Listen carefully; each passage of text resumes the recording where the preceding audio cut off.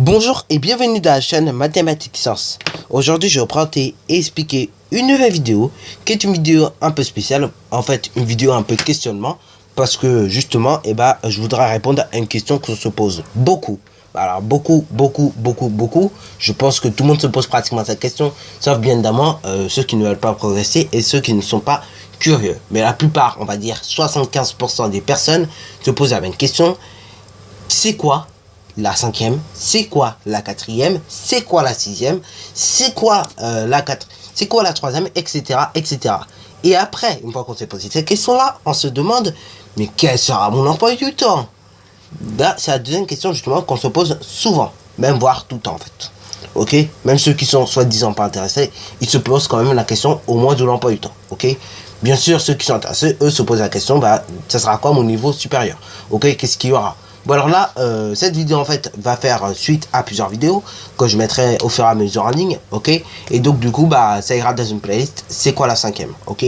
Après j'expliquerai c'est quoi la quatrième, la troisième et après la sixième. Bon, par contre pour la quatrième et la troisième, ça se peut que au fur et à mesure, je mettrai pas forcément toutes les vidéos comme je le ferai pour la sixième et la cinquième. Parce que bon, il se peut que les choses changent. Et donc, il se peut que certaines choses qui changent, et du coup, je suis obligé de les changer également en faisant une nouvelle vidéo, ok. Ou ça se peut également que j'oublierai certaines choses. Dans ce cas-là, autant que, que je modifie ça en faisant une autre vidéo, ok. Et en précisant bien évidemment ce qui change, etc.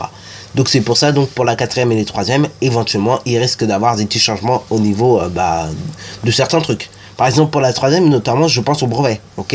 Parce que là, pour l'instant, je connais bien la saison 2018, je sais comment elle est faite, donc je pourrais bien vous l'expliquer. Mais par contre, si en 2020, par exemple, parce que bon, c'est dans 2 ans, et justement, le brevet change. Hein, on sait jamais. Et dans ce cas-là, je serai obligé de refaire une nouvelle vidéo pour vous expliquer le nouveau brevet, mais de 2020, ok. Bon, ce n'est qu'une supposition. Bon, aujourd'hui, nous allons parler du plus important, entre parenthèses, c'est-à-dire de l'emploi du temps. Alors là, l'emploi du temps, je suis sûr que tout le monde se pose la question, quel sera mon emploi du temps? Est-ce que j'aurai de bonnes heures? Est-ce que je terminerai tôt? Est-ce que je terminerai tard également? C'est la question qu'on se pose tous au moins une fois dans sa vie. Donc alors, l'emploi du temps n'est pas très compliqué, ok. C'est tout simplement, au lieu d'avoir... on va commencer par le français, pardon. Donc le français, vous avez 4 heures de français en cinquième, ce qui est identique à la sixième. Pour les mathématiques, en revanche, on diminue les heures de mathématiques d'1 heure, ok. Donc avant vous avez 4h30 de mathématiques, maintenant vous n'en avez plus que 3h30, ok. Donc pour ceux qui n'aiment pas les maths, là je pense qu'ils doivent faire la fête à fond la caisse, ok.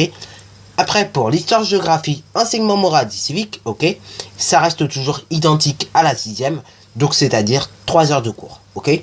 Pour la langue vivante 1, qui est l'anglais généralement, vous avez toujours 3 heures. Mais par contre, en sixième, vous aviez 4 heures. Donc, on a diminué l'anglais, pareil, d'1 heure, ok. Donc, au lieu de faire 4 heures d'anglais, vous en faites 3. Ce qui est plutôt pas mal pour des élèves qui n'aiment pas l'anglais, ok. Mais par contre, si vous aimez l'anglais en cours de route, là, vous en fera pas plus que 3 heures. Enfin, du moins dans le collège. Après, vous pouvez en faire chez vous, parce que c'est très important, néanmoins, d'avoir un bon niveau de langue en anglais, ok. Bon, après, la langue vivante 2, qui est au choix. Donc, vous avez soit espagnol, soit allemand, ou soit italien, ok. Et du coup, vous avez 2h30, ok. Alors qu'en sixième, justement, vous n'aviez pas la langue vivante 2. Pour la science de la vie de la Terre, la physique chimie et la technologie, avant c'était regroupé dans une seule matière. Bon, alors là, peut-être on ne vous l'a pas dit, mais tout ça, en fait, science de la vie de la Terre, physique, chimie et technologie, était regroupé dans une seule matière qui s'appelait donc sciences et technologie, ok. Donc, c'était le violon que vous utilisez peut-être en CM1, CM2, allez, on va dire CE2 à tout casser, ok. Mais là, maintenant, justement, ce nom-là, en sixième, a été utilisé pour désigner la physique-chimie, la science de la vie de la Terre et la technologie, ok. Voilà, pourquoi il a été utilisé ce nom, ok. Et donc, du coup, par moment, là, tout dépend de votre collège, soit on décortiquait ces heures-là et du coup, vous faisiez 2 heures de SVT, donc de sciences de la vie de la Terre, 1 heure de physique chimie et 1 heure de technologie, ou soit on vous décortiquait pas du tout ces heures-là, et du coup, vous vous retrouviez avec 4 heures de sciences et technologie. Et dans la science et technologie, vous aviez les matières que je viens de citer, sciences de la vie de la Terre, physique chimie et bien évidemment technologie. Et d'ailleurs, justement, c'était pas mis dans cet ordre-là au au niveau du programme de sciences et technologies. Je ne sais pas si vous avez constaté, mais le premier thème qu'on aborde en sciences et technologies, c'est sur matière, mouvement, énergie, information. Ok, donc c'est un thème plutôt physique-chimie. Après, le deuxième thème qu'on aborde en sciences et technologies, c'est le vivant, sa diversité et les fonctions qui le caractérisent. Là, c'est plutôt de la science de la vie de la Terre. Troisième thème. Donc là, c'est un thème de technologie. C'était un thème de technologie, pardon. C'est sur les matériaux et les objets techniques. Ok.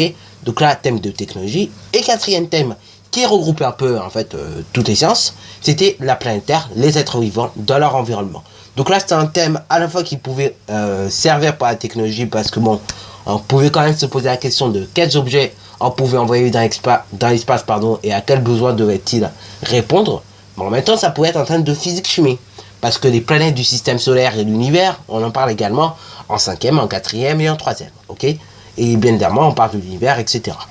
Après, donc, ça pouvait également être de la science de la vie de la Terre. Parce que néanmoins, les volcans, l'activité interne et externe de la Terre, les êtres vivants dans leur environnement, tout ça, ok. Et ben, ça fait partie de la géologie, mais en même temps, un peu de la biologie, ok.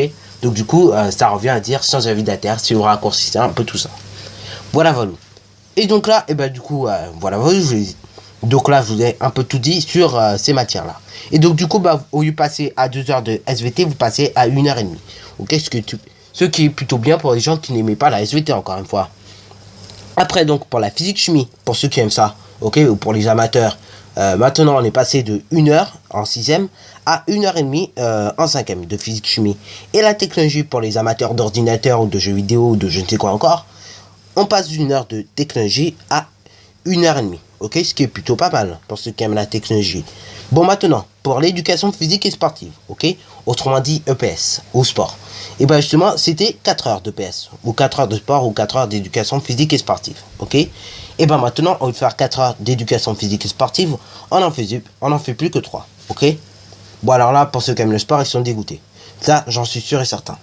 Après, donc, pour l'art plastique et l'éducation musicale, on reste pareil qu'à la 6e, ça veut dire 1 heure, ok. Vous n'avez pas plus d'1 heure d'art plastique et d'éducation musicale. Sauf, je dis bien sauf, si vous êtes dans mon collège, ok. Sauf si vous êtes dans mon collège, là, par contre, en 5e, vous aurez une petite demi-heure rajoutée, ok, de musique, ok, d'éducation musicale.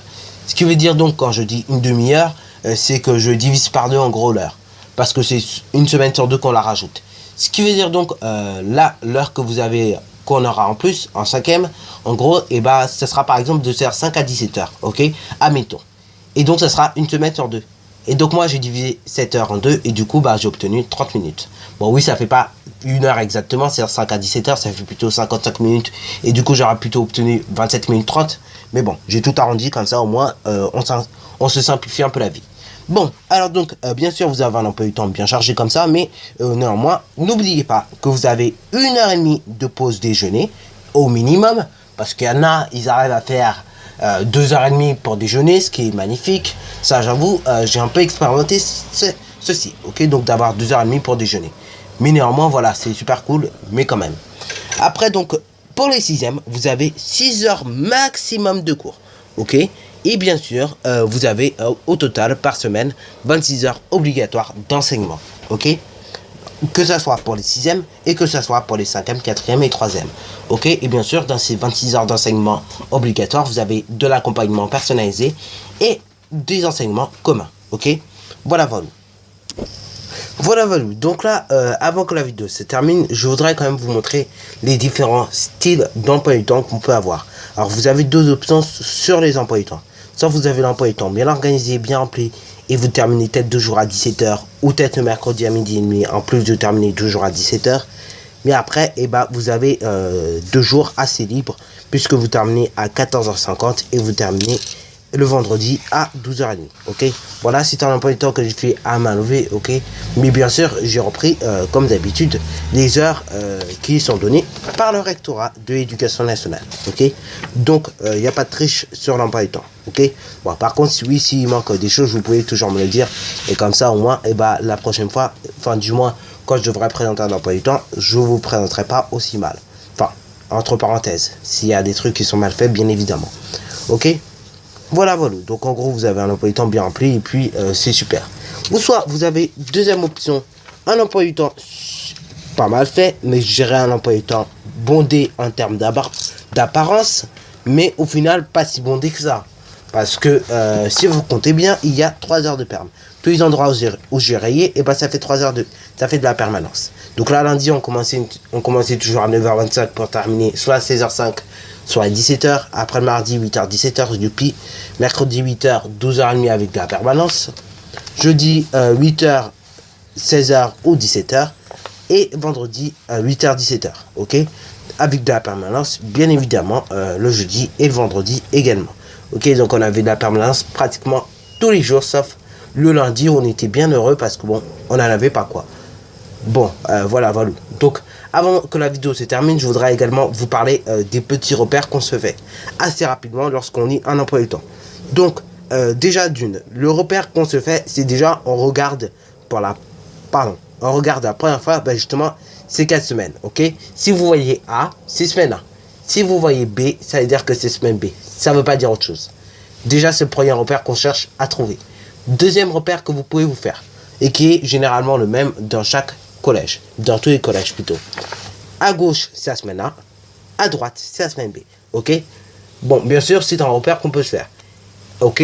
Mais attention, néanmoins, ça ne veut pas dire que si quelque chose est à gauche et qui a rien marqué, que c'est seulement semaine A. S'il n'y a rien marqué, ça veut dire que c'est toutes les semaines, ok?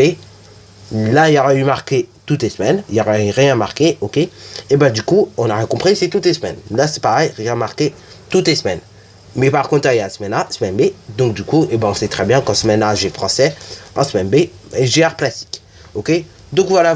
Sur ce, donc, si j'ai à la fin de cette vidéo, alors si j'ai bien aimé, n'hésite surtout pas à liker, à commenter, et bonne réussite à toi en mathématiques et en sciences.